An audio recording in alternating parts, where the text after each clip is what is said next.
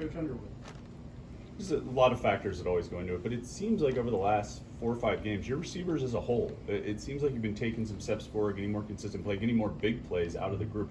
Is that just natural evolution for those guys of the offense as a whole? What do you kind of put that to? Like you said, just trying to get better each and every day, each and every game.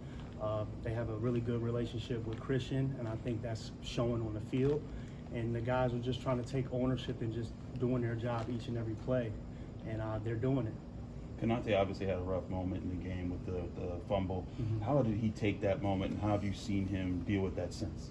Yeah, that was a tough one, man. He ran a great route. Christian threw a beautiful ball. O-line gave him time. And big play down the field.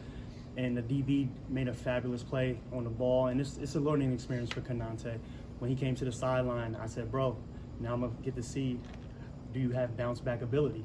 And he said, Coach, I'm good. I tried to score. I should have just covered the ball up and took the profit.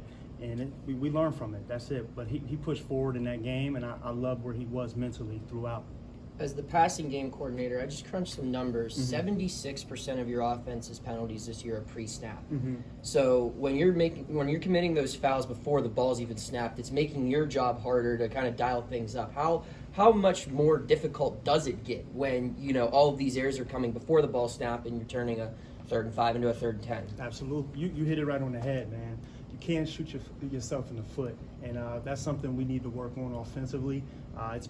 Unfortunately, it's been a reoccurring theme, so we're trying to focus on that in practice this week, and hopefully on Saturday we'll put out a better performance because I feel like we're playing ourselves before we play the other team.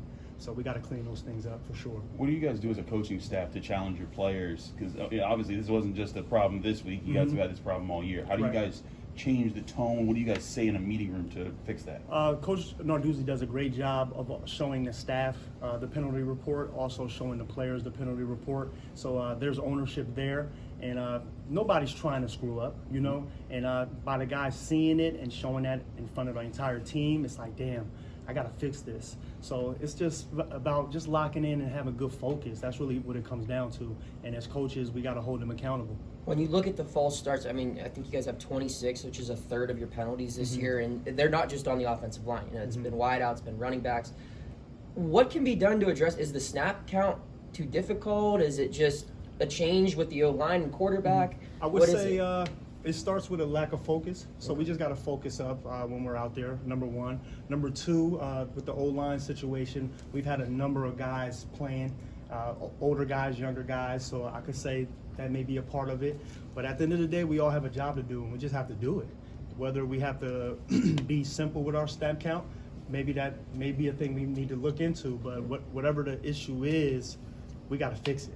Like, at the end of the day, we have to fix it. So that's what we're trying to focus on this week. And had a practice today, few bloopers there, so we still got things to fix. By Saturday, hopefully, we'll come out clean when we do get that penalty report. Tiquan, you mentioned focus. What Yes. do you tell these guys about the focus of the last 3 games here and building forward? Man, we've played some really good teams, and I thought our guys just continue to fight. That's the biggest thing that I look for. We can't let circumstance dictate our behavior. So our record can't dictate how we play. I thought our guys really just fought, man. We just played the number 4 team in the country, and for a half there, it was a really, really good football game, even middle of the 3rd quarter. And I'm proud of those guys. I mean, there's no moral victories by any means. Like, we get judged on wins and losses. So I'm not saying it's a moral victory, but the guys in that locker room, I love the fact that each and every day, whether it's practice or a game, they're going to give us everything they have. And as coaches, we got to put them in position to be successful. Are there enough snaps left to the season for those 3 other freshmen of yours to play this the rest of the season? So we've had discussions about it, especially with us being out of bowl contention.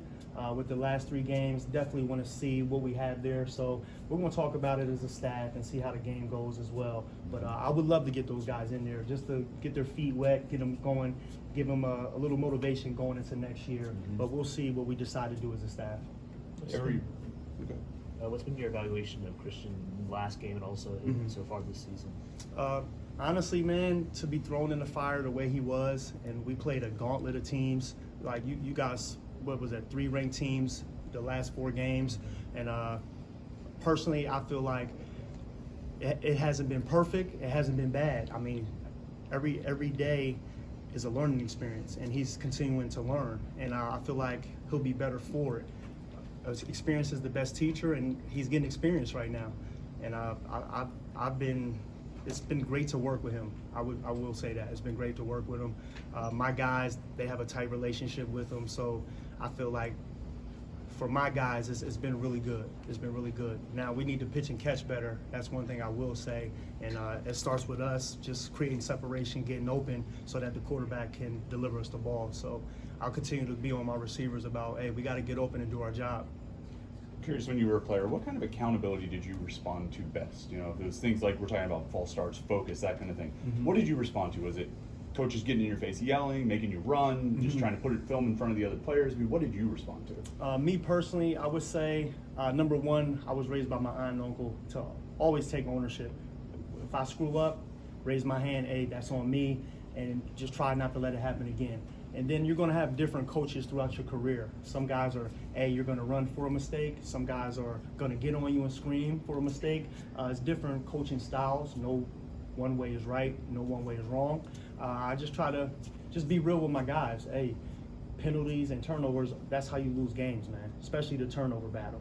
And for us to have 2 turnovers in a receiver room, that can't happen. It's hard to win when you turn the ball over, especially when it's coming from the wideouts. So that really sucked on Saturday, and that's something we're going to fix going into this game versus Syracuse. How have you seen Bub's demeanor throughout the season? You know, he's a guy that this was expected to be a bigger year for him, and he's had great moments. I mean, the touchdown he had against Florida State was very impressive. He's had more and more scores, but how have you seen him take on like the hard parts of this year, but also be a leader? Yeah, it's been a little bit of a roller coaster, and I'm proud of him because his mindset has stayed consistent.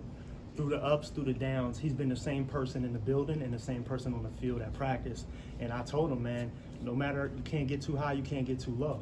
Because in football and in life, it's going to be adversity. And I feel like he's responded to it. And he's on an upward trajectory right now, playing really good football. So we're just going to finish strong with these last 3. Have you seen more from him that could show, like, have you seen the parts of his game that could show that, hey, he can make it the next level? And has he kind of asked you about what those steps that he needs to take? So we've all seen glimpses of it. He can run. Made a great contested catch, like you said, versus Florida State. So it's been flashes. Now it's just about consistency.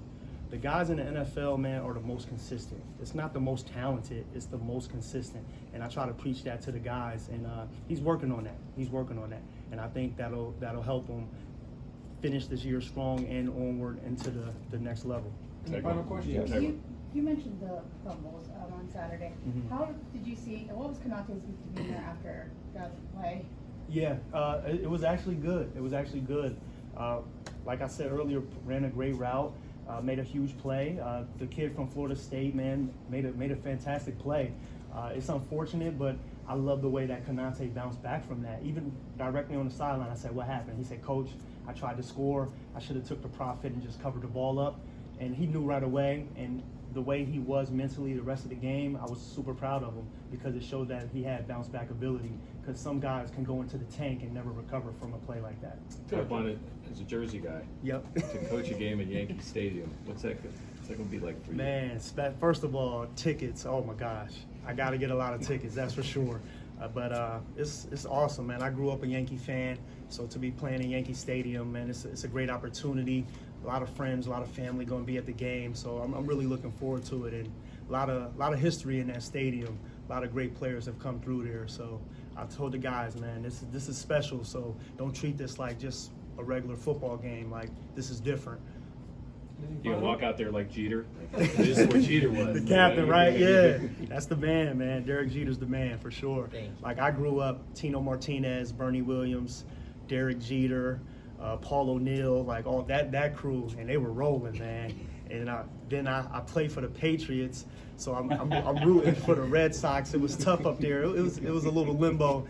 I get a lot of stuff now because I have a winter hat, the one with the sides, and it's a Red Sox hat. It has a B on it. So my friends and family, they get on me because I'm a Yankee guy, but I got a soft spot for that New England area up there for sure. But we got hat at home. No doubt, no doubt. I'm not bringing that on Saturday. No way. Thank you, Coach.